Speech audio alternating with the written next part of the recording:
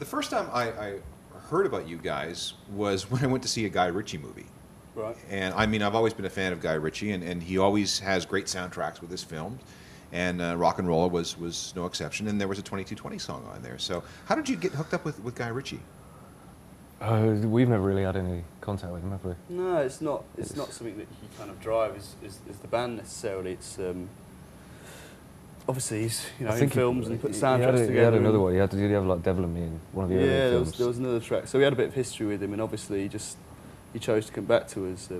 I think there's some music that he picks out personally, and there's some that he shops around for, and I think we've been lucky enough to be picked out for some things. So, but there's never been any kind of relationship between us and him. It was just fortuitous on our part, basically. Yeah, no kidding, because you get it in the right soundtrack, and you get guys like me on the other side of the ocean discovering who you are and getting deeper into the band. Then the next thing I did obviously was go out and get the debut record, which I enjoyed a lot, and I tried to find the live EP that came out before that, which was a little tricky on the side of the Atlantic. But then you guys broke up, and you disappeared for a while. What happened? I think we toured too much. I think the first record we did a couple of years touring after that, and never really got into the process of writing the second record. And I think we were just pretty young and quite naive about things. And I think when it got to the stage where we thought we haven't even got a second record in us, we hadn't written anything, and we'd been touring too much. And I think other people were making those decisions for us, really. So I think we'd all kind of had enough of doing it, and then we had a couple of years off and had time to realise that is what we wanted to do. We wanted to get back, and I started writing again, and the block kind of went in that period, and we decided to get back together again. I was talking recently to Band of Skulls, and they were in more or less the same sort of situation. They hadn't been home for 2 years, and they were touring behind this one record, and they had come up with some stuff, but then they knew that they would have to go home and then immediately put out a second record and do it all over again. So I can see how it would be, horribly, discouraging sometimes. I think it just got to a point where it felt kind of untenable almost. And I think what we've learned this time is that we have to write in tandem with touring. You've got to do it all together, because it takes the pressure off. You don't want to get to a position where you've toured that record for 2 years and you've got nothing fresh. And I think that stress can kill the creative process. So sure.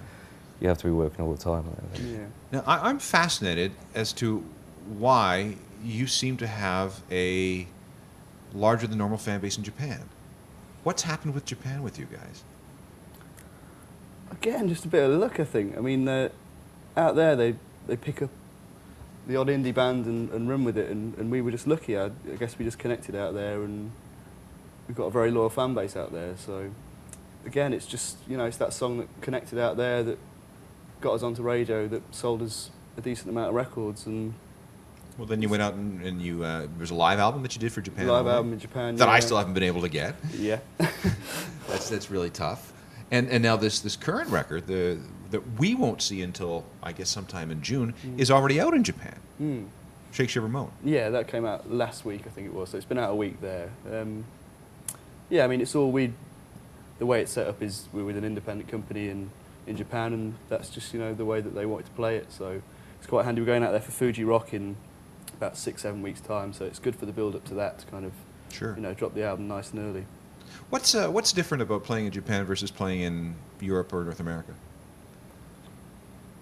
I can't remember. It's so long since we played. We only did about 3 or 4 gigs out there, didn't we? Yeah, we did. We went a couple of times. Did a festival and a headline set out there.